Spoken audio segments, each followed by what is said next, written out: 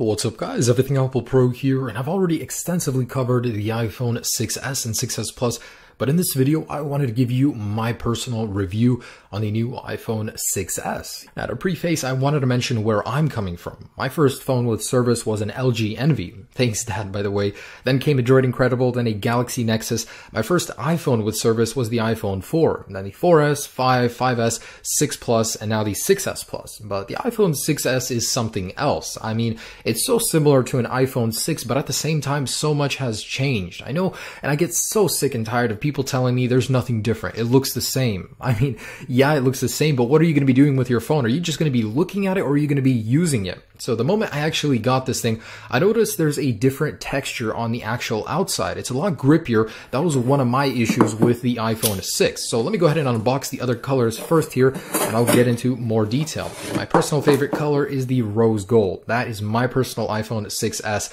and I absolutely love the new color.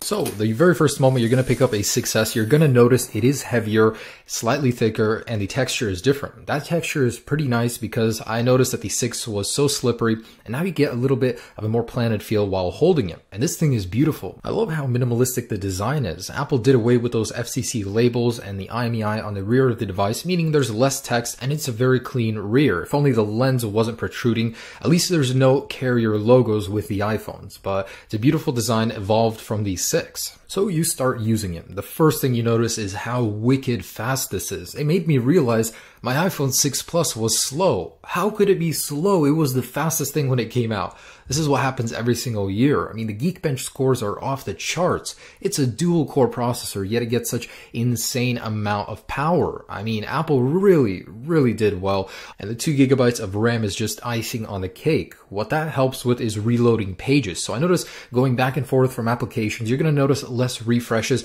especially in Safari. So Safari, you know how you always have to reload pages when going back into it. With the 6s, you'll notice that those pages are already cached and ready to go. So you're going to notice a lot less time wasting reloading things and more time doing things. Now, the one area I was very surprised with was Touch ID. I remember in an earlier video of mine, I said, I don't understand how Apple could make this thing better. Well, they did. It's now more accurate and twice as fast. It's especially more accurate if your fingers are slightly damp. Next, the display. Although it didn't change, I was very happy to learn that Apple put a lot of effort into making their phones more durable. Not only did they make it more drop and scratch resistant, did you know Apple actually added a rubber seal around the display in the 6s? That's to make it more water resistant. And in my test, it definitely showed. So I'm very happy that Apple has put a lot of effort into upgrading the durability of the iPhone 6s. I mean, I ran over this thing twice. Still works. I mean, the 3D Touch still works despite a shattered display. It's very tough. You're going to have a hard time trying to break it even if you want to. So with that new material comes 3D Touch on the display, and right now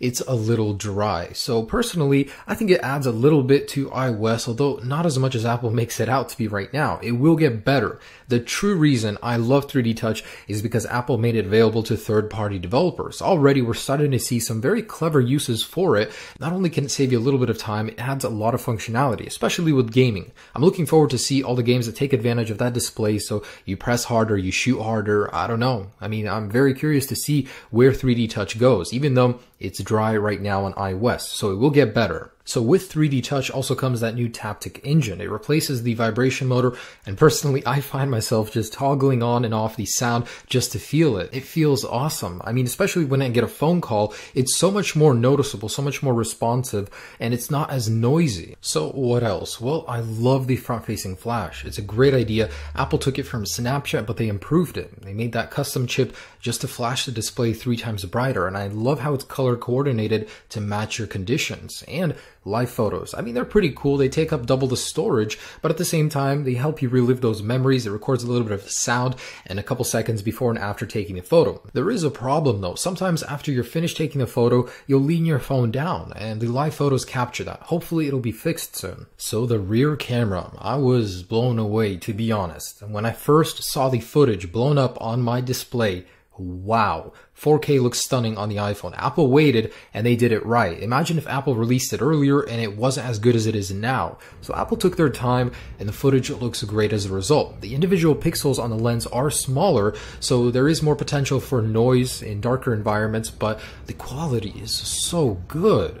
So very good. I mean, I was impressed. The color reproduction is a little on the dry side though. The thing I like about the Galaxies is that they're very vibrant, the colors that they record, but I guess the iPhones are a little more true to life. They don't, over exaggerate the colors. At the same time, man, the focus is so much faster due to those extra focus pixels. I love it. The 4K though will take up so much storage, and I was disappointed that Apple didn't add optical or video image stabilization to the iPhone 6s. I mean, it's pretty jittery if you use it while walking around the video recording. If you hold it with one hand, you're gonna notice that shake, so I don't like that. And as an added bonus, Apple did upgrade the capability of the slow motion. You can now get 120 frames per second at 1080p. 720p 240 remains the same, just slightly higher quality. So I absolutely love it. I mean, slow motion for me, I use it so much and it can be so fun just doing random little things and seeing them in slow motion like my vicious kitty here. But slow motion is personally one of my favorite things about the iPhones in general. They just do it so well. And here are just some images that I snapped in my backyard. And like I said earlier, I don't like the format Apple uses. I wish it was wider and I wish the colors popped a little more. All the photos have such icy looking colors. So the wireless internals of this device received a huge upgrade, and I love that there are more LTE bands. I travel with my phone often. I go buy a SIM card in another country, so it's great. I'll have more support for that. LTE and Wi-Fi are faster, but try finding a carrier or Wi-Fi that supports that speed yet. So we're not able to take full advantage of that. Bluetooth 4.2 is great though. I've noticed a much more stable connection in my car when I hook it up to wireless. So here are a couple other things. The battery life is good. Not great, good. I mean, it didn't build upon the 6. It actually got a smaller battery, but the optimization is decent. So you're not going to notice that much of a difference. However, this thing heats up. I mean, if you're really using it, it's going to heat up so much more than the iPhone 6, especially when charging. Now, another thing is storage. 16 gigabytes of base memory storage. What is this, Apple? Why are you price gouging us? I mean, I know it raises your margins and all, but with 4K and live photos, how are we supposed to manage with a 16 gigabyte device? That's just forcing people to upgrade to 64. So that's just about it. Now, what I like about Apple in general is that they will make this thing so much better with software updates. We've already gotten 2 for it, and we're going to keep getting more and more with more features, better stability, a little bit faster performance. I love how good Apple is with support. So these are the things I particularly liked about the iPhone 6s. For me, the slow motion 4K video and 3D touch for third-party applications is the highlight of this new device. Plus, it's a lot faster in all of the areas where it matters. And there's a lot I didn't like about this guy as well. The live photos could use some work to where you're done taking the picture and you move your phone and you're going to see that in the live photo. It also heats up very often. I'm not sure that can be fixed by software, and it gets random resets. Sometimes I'll leave my phone there and it'll completely cut out power. I'll have to hard reset it to get it to turn on. Don't know what that's about. 3D touch is pretty limited. This is something that's going to go away with time, but